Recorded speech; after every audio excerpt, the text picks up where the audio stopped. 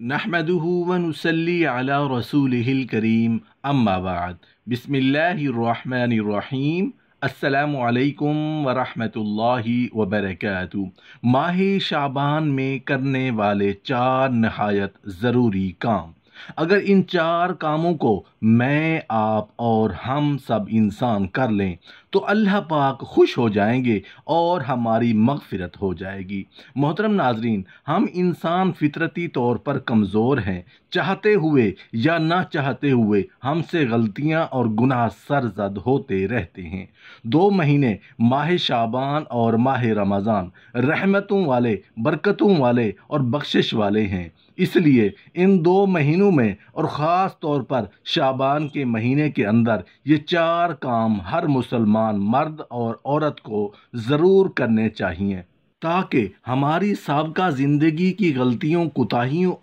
اور سرزد ہونے والے گناہوں کی بخشش کا سبب بن سکے۔ محترم ناظرین، ماہ شعبان میں پہلا کام جو آپ نے، میں نے اور ہم سب نے کرنا ہے وہ ہے اللہ سے ہدایت کی دعائیں مانگنا، اپنے لیے، اپنے گھر والوں کے لیے، دوست احباب کے لیے، رشتہ داروں کے لیے، ہمسایوں کے لیے کہ یا اللہ، ہم کمزور ہیں، گنہگار ہیں، لیکن آپ کی رحمت ہمارے گناہوں سے زیادہ ہے، ہمارے گناہوں سے بڑی ہے۔ یا اللہ، اپنی رحمت سے ہمیں ہدایت یافتہ لوگوں میں شامل فرما۔ جو ہم نے زندگی میں غلطیاں، کوتاہیاں کی ہیں، اپنے کیے پر شرمندہ ہیں، یا اللہ ہمیں معاف فرما دے۔ بے شک آپ کے علاوہ ہمارا کوئی نہیں جو ہمیں معاف کر سکے۔ یا اللہ پاک، ماہ شعبان برکتوں والا مہینہ ہے، پورا سال ہمارے دل جو غافل رہے ہیں، غفلت بھری زندگی ہم جو گزار چکے ہیں، یا اللہ اپنی رحمت سے ماہ شعبان اور ماہ رمضان اور آنے والی بقیہ زندگی کو قیمتی بنا دے۔ قرآن و سنت پر عمل کی توفیق عطا فرما دے۔ ماہ شعبان میں برکت کے لیے دعا کریں،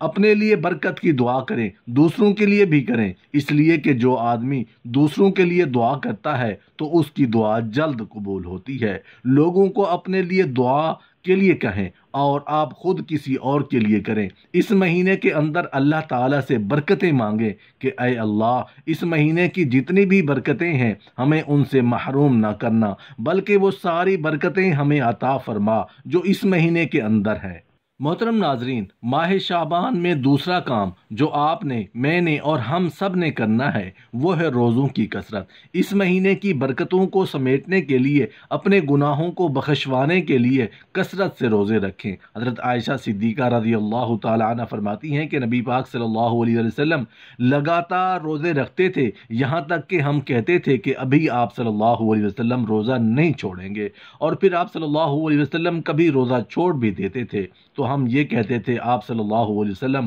اب روزہ نہیں رکھیں گے، یعنی اتنی کثرت کے ساتھ آپ صلی اللہ علیہ وسلم روزے رکھا کرتے تھے۔ اور روایت میں یہ بھی آتا ہے کہ آپ صلی اللہ علیہ وسلم کے نفلی روزے زیادہ تر اسی مہینے یعنی ماہ شعبان کے اندر ہوتے تھے، اور مہینوں کے اندر بھی آپ صلی اللہ علیہ وسلم روزے رکھا کرتے تھے، لیکن اس مہینے کے اندر پورا مہینہ تو نہ رکھیں لیکن زیادہ سے زیادہ رکھیں۔ اور اس مہینے کے اندر روزے رکھنے کی ایک اور وجہ یہ ہے کہ اس مہینے کے اندر موت کے فرشتے کو ان تمام لوگوں کے نام دے دیے جاتے ہیں جنہوں نے اس سال مرنا ہوتا ہے، تو روزوں کا اہتمام کریں، پورے مہینے کے نہ رکھیں اور نہ ہی تو کم از کم 13، 14 اور 15 تاریخ کا روزہ رکھ لیں، اگر زیادہ بھی رکھ سکتے ہیں تو رکھیں، پورے مہینے کے نہ رکھیں، اکثر روزے رکھ لیں۔ محترم ناظرین، ماہ شعبان کے اندر تیسرا کام جو آپ نے، میں نے اور ہم سب نے کرنا ہے وہ ہے رمضان کی تیاری کرنا۔ رمضان کے لیے اس مہینے کے اندر اپنے آپ کو تیار کریں۔